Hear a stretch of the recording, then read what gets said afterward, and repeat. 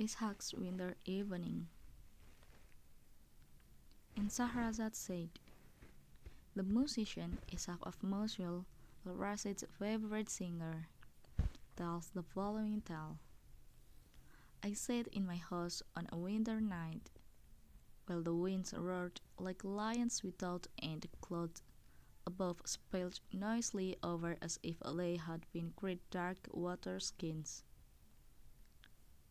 I warmed my hands and at my copper brazier, grieving that, because of the rain, the mud, and the darkness, I could neither go forth nor expect the visit of a friend. As my heart grew heavier, I said to my slave, give me some food to pass the time. While the slave busied himself about my meal, I fell into a dream of the charms of a girl whom I had met at the palace. Though I do not know why her memory, of all the memories which have blessed my nights, should have come so obstinately before me. So engrossed was I in my sudden desire that I did not see my slave standing by me with folded arms, waiting my signal to bring in the dishes and set them upon the cloth which he had already laid. Full of my dream, I cried aloud, would that young Saidah were here! Her voice is so pleasant that I should be no more sad. I now recall that I said this word in a very loud voice, although my thoughts are usually silent. I was surprised to hear myself, and the slave opened his eyes widely.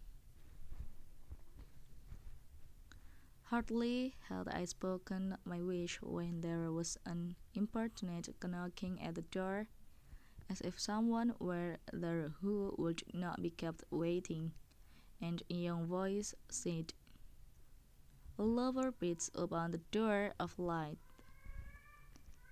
Someone has lost his way in the dark, I thought, or will the parent tree of my desire bear fruit? I hastened to open the door myself, and on the threshold I saw the so desirable Saidah in a most unusual plight. She was dressed in a short robe of green silk, and over her head was thrown a light staff of gold, which had not saved her from the rain and the water tumbling from the terraces.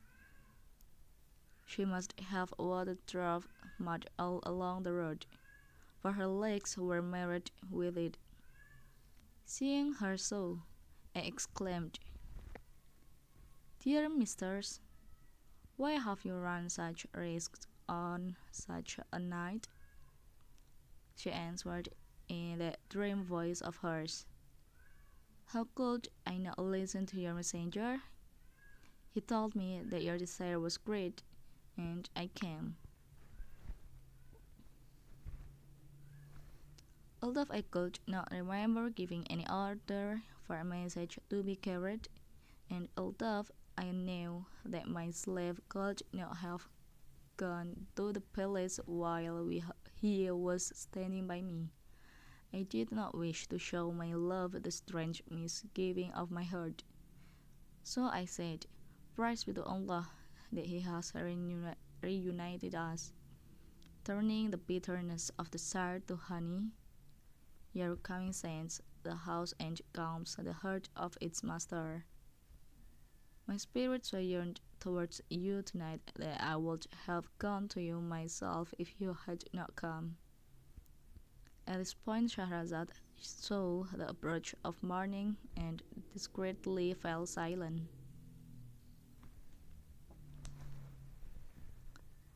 But when the 550th night had come, she said, I ordered my slave to bring hot water and essences. When they came, I washed the girl's feet and poured over them a flask of essence of roses. Then I dressed her in a fair green robe and made her sit by me in front of the fruits and drinks. When she had drunk many times, I wished to please her by singing a new song which I had composed. Though ordinarily I don't sing until I have been many times supplicated. But she told me that her soul had no desire to hear me.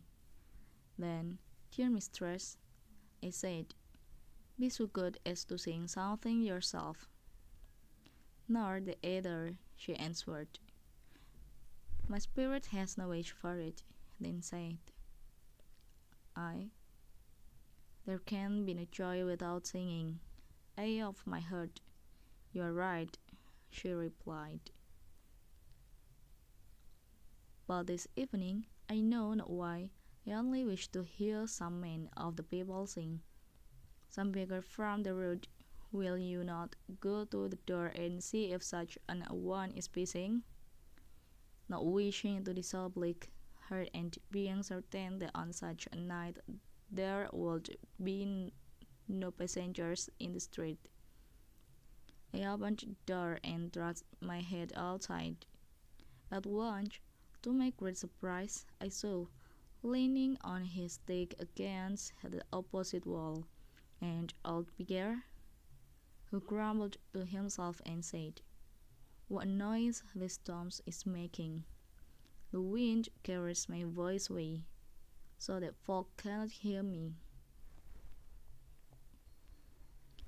With the poor blind man, for if he sings, no one can hear him, and if he does not sing, he will die of hunger.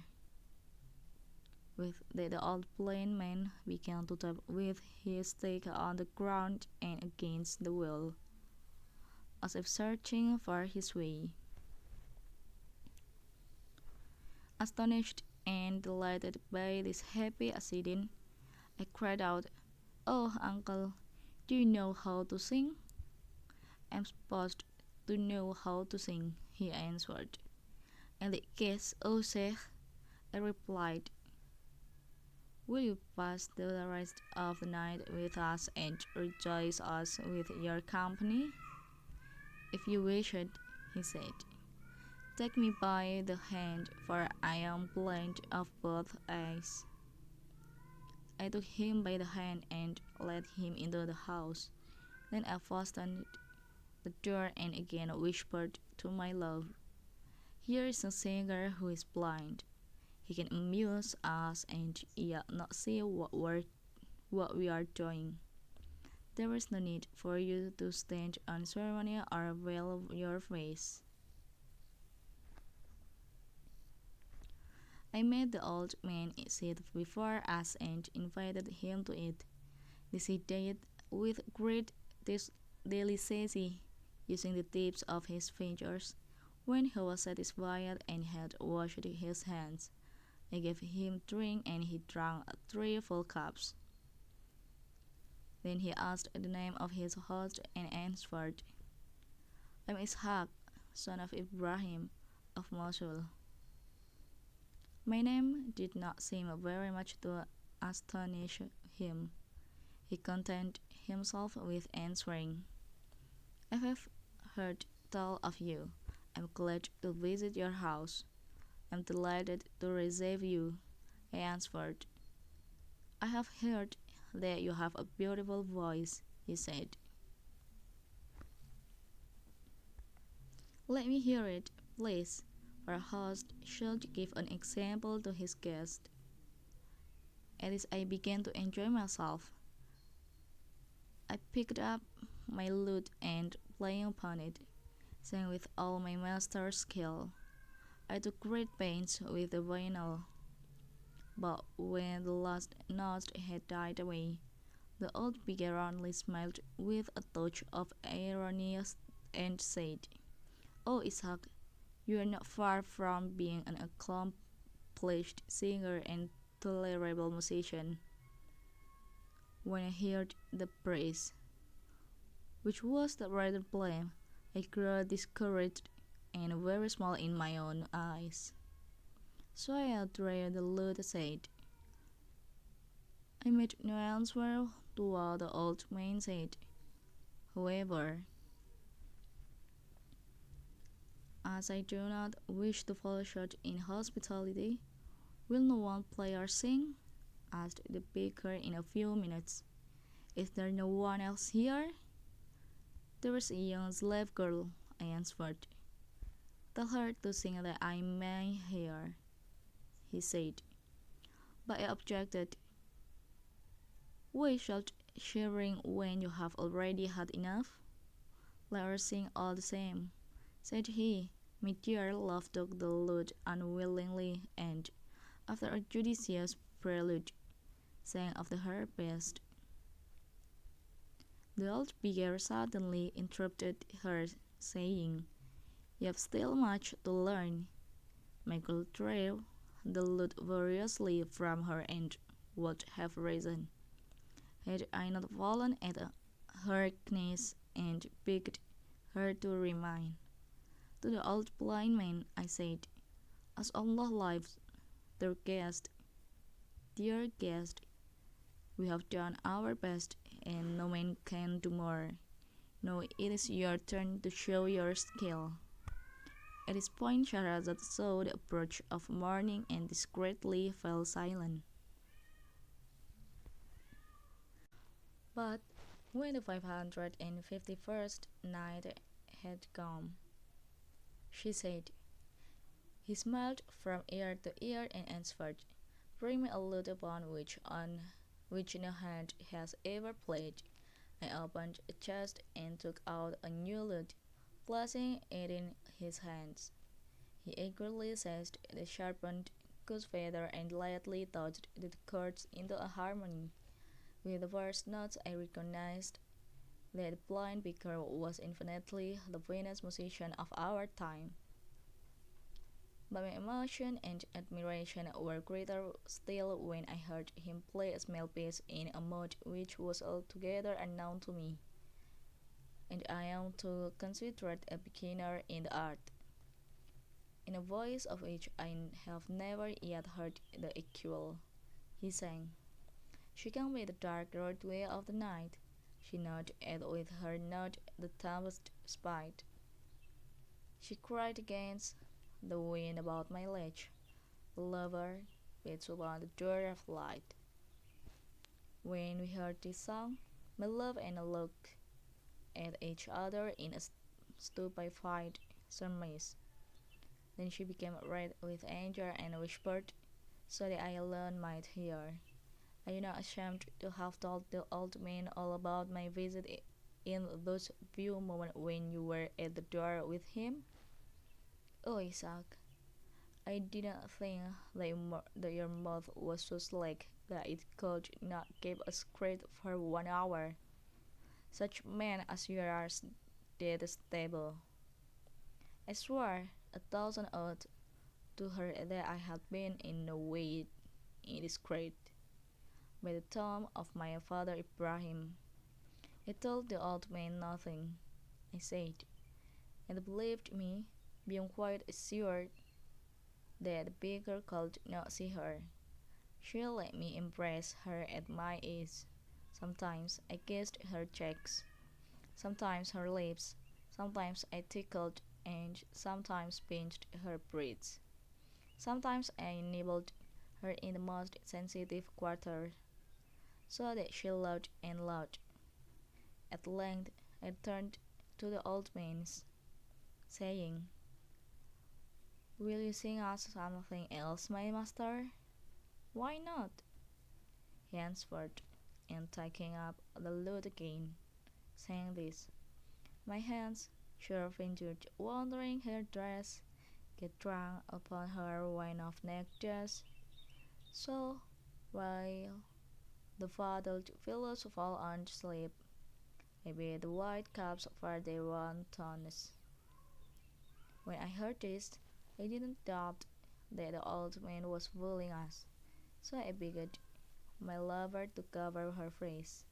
Suddenly the beggar said, I wish to go on in peace. Where is the place? I rose and left the room for a moment to fetch a candle with which to light him. But when I returned, there was no one in the chamber. The blind man and the girl had disappeared. I hunted the whole house through, but did not find them. Yet the doors were firmly locked on the inside, so that they must have gone out through the ceiling or by the earth.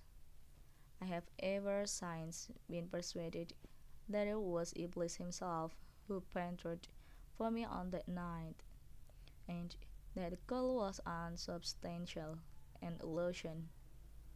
When Shahrazad had finished his this tale, she fell silent, and King Shahryar, who had been much impressed by it, cried out, Allah confound the evil one.